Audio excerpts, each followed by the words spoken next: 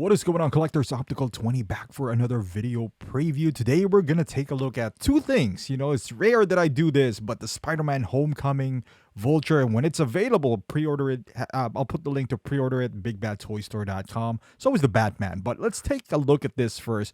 Man, this is glorious. I've never thought I'd see the day because we had this notion that it's too big, it's gonna be expensive, so Hot Toys is not gonna tackle that.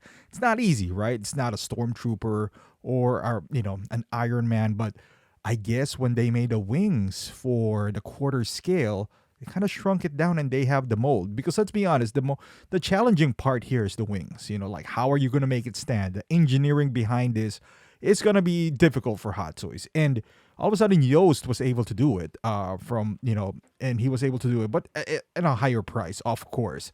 And it's also third party. Now we see like third parties coming out left and right with Vulture, and rightfully so. There's a gaping hole for Vulture and Spider-Man fans. We're gonna get Doc Ock and all these characters. Why not him, right? From Sinister Six and all that stuff. I am glad that we're gonna take a crack at it, and I'm not gonna lie to you. Depending on the price, as long as it's somewhat reasonable, and what do I say with reasonable?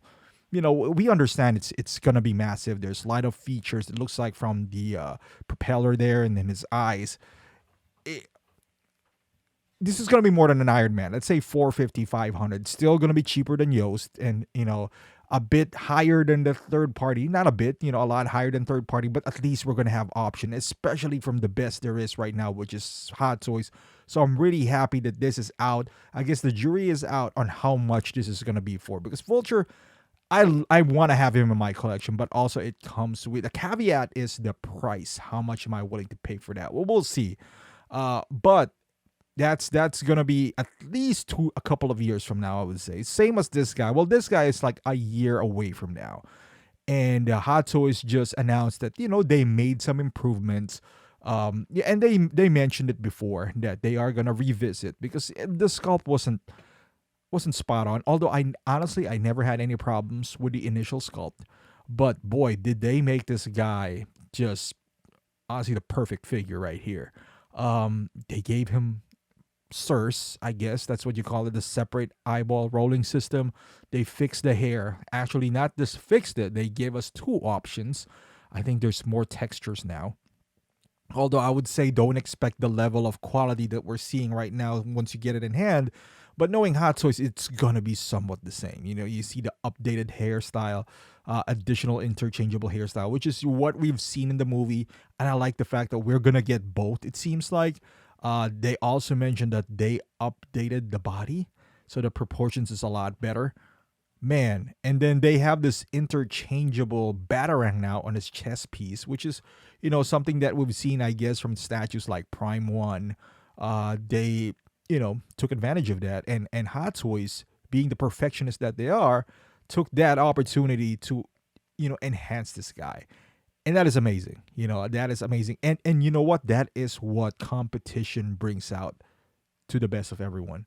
This is what happens when Queen Studios announced that they're going to tackle Batman as well. Hot Toys got to up their game, but being consistent in this $300 price range for just Batman alone, right? Like, of course, it's different if you want the bat signal and all that stuff, but you don't have to. If we're talking about just the figure itself, it's not bad. It is definitely not bad at all. I think it's like 320 or something like that. But boy, this is and throughout the history of Hot Toys, and we're talking about all the way back to DX19 and even before DX19, DX02, you almost always gets your money's worth with two figures, Batman and Spider-Man. Those two guys always have a separate head sculpt, except for the video game Batman. I mean, video game Superman and Batman. But the movie ones, you get Spider-Man, always two head sculpts. Mask one, unmasked, you get an empty cowl for Batman, and tons of accessories, rolling eyes, something that Spider-Man never really had. But as far as Batman, you got the purse as well from the Dark Knight. So, and with Batfleck, you can interchangeable faceplate, and the eyes you can interchange that as well. So you always get your money's worth when it comes to this. I think this is at the price range that they're selling this for, it's gonna be hard for Queen's to. I mean, what the only thing I can see that you can improve upon this is a rooted hair. As a collector like myself, is the rooted hair necessary for this guy? Especially if the hair, I mean, this hairstyle right here is nice. I don't need that necessarily as rooted. You know, this is not Gandalf where it has to be rooted or Legolas. Rooted hair is gonna be nice. It brings more realism to a figure, but at what cost though? You know, if you could get away with non-rooted, with no maintenance per se, and at a cheaper price. So again, rooted hair is a luxury for this guy, I would say, for this Batman. And if you are an advocate for that, you know, go ahead, I would say. But I knowing Hot Toys track record, you know, with Batman, and they've been doing 1/6 forever. For Queen Studios to one up this guy for $300, man, they can't price their Batman at 500 if you're getting this much stuff from Hot Toys. You just can't. So I'm interested to see. I mean, Hot Toys really upped their game on this Batman right here. I'm just saying. Can't wait to get this. Unfortunately, this is not going to be out for another year or so. But the good thing with that is that, look, they announced all their improvements and we're not even close to the release. Imagine what they could do more, you know, towards the back end when it's about to come out. You know, with the Batfleck, if you guys can remember, the first prototype was they called him Fat Man because, you know, the suit was not great. As we speak right now, if I'm gonna nitpick, I don't even know, and this is me nitpicking. I don't even know what you can improve upon in this guy. I honestly do not. Again, the rooted hair is not a killer for me, especially if you can interchange the hairstyle like this. I'd rather have two hairstyles than one rooted. That I'm not gonna mess with my figures here. I can tell you that right now. You know, I draw the line somewhere. You know, but I'm not gonna comb his hair if I get, let's say, the Queen Studios and I want to get that look. There's just no way.